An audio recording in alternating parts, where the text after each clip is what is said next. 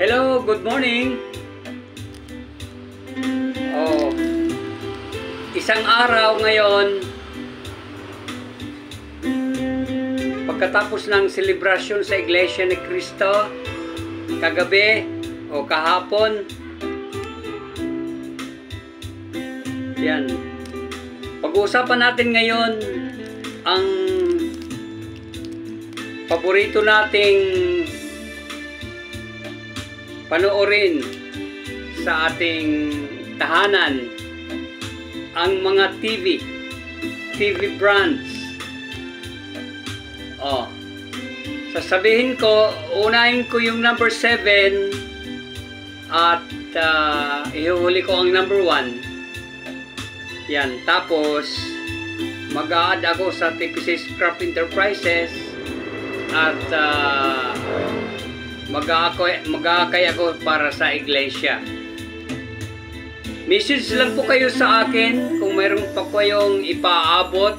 0939-555-4382. Ano ang number 1? Ano ang number 7 na top TV brands from the sources across the web? Ako na nag-research nito as of 2024. Yan. Number 7 is Vizio. V-I-S-I-O. Ngayon ko lang ito narinig. Pero ito ang bagong brand ng TV. Number 7. Yan. Vizio. Number 6 is Roku. Hindi si Bimble Roku R-O-C-U. Roku. By the way, inaano ko ito dahil bawat household may television. Para sa akin, which is true naman, di ba? Na kung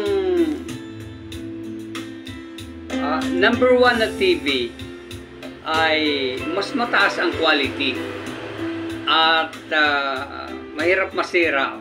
Bagamat ang TV ko ay Hanabishi. Nasa harap lang ng aking higaan. Number 5 is Hisense. H-I-S-E-N-S-E. Hisense. Yan, number 5. Number 4 is TCL. TCL.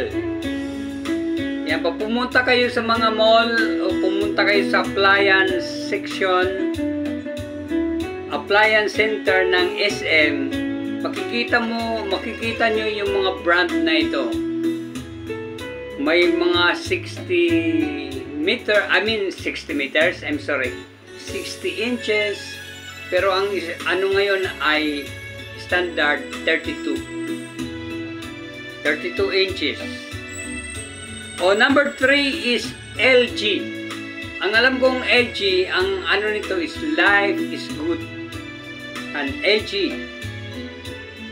Number 2 na TV is Samsung.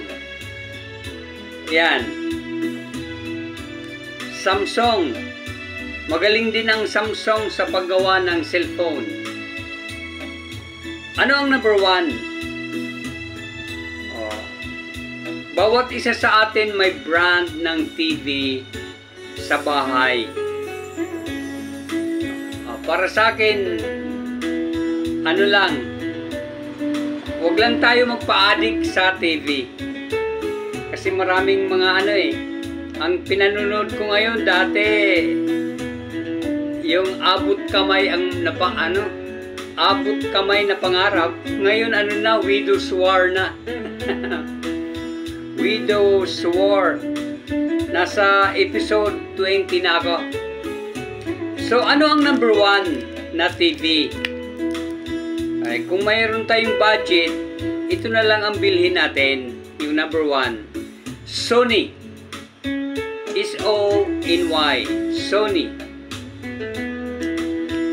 Yan. By the way, i-add ko lang, allow me to add the TPC Scrap Enterprises.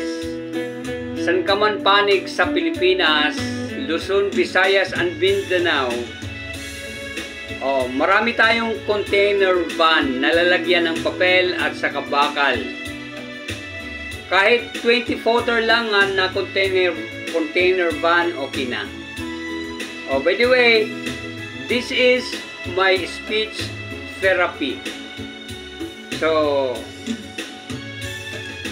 pagbigyan nyo na lang ako na magsasalita dito. Shout out nga pala sa mga kapatid sa Santa Elena, kay Kapans, Kabong, Kabing, Emmy, sila Luz, at saka si Lara Karami. Yan. Sana marami kayong bunga dyan. Sa mga anak nila, sila Engineer Marchie, sino ba ang kanyang kapatid? Messi, kanyang asawa, si Kajan Paul. Mabuhay po kayong lahat at sana masaya kayo sa patuloy nating paglilingkod sa Diyos. Happy anniversary! Kahapon pa sana ako mag-vlog pero kahapon lang kami nagkailaw. Wala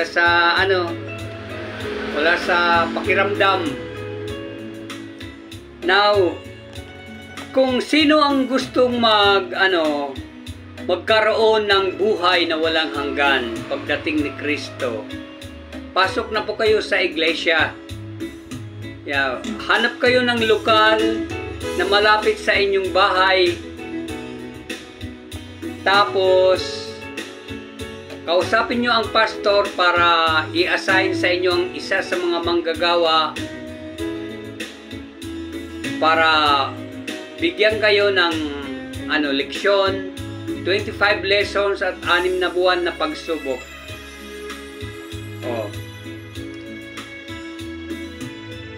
Sumampalataya po kayo, may Iglesia ni Kristo, may buhay na walang hanggan sa Iglesia ni Kristo pag dumating si Kristo. Yan. So, salamat sa panunood. Thank you very much. Have a nice day. Take charge.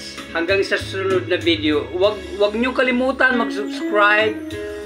Tapos, i-share po ninyo ang video na ito. Maraming salamat. Thank you for watching. Bye-bye.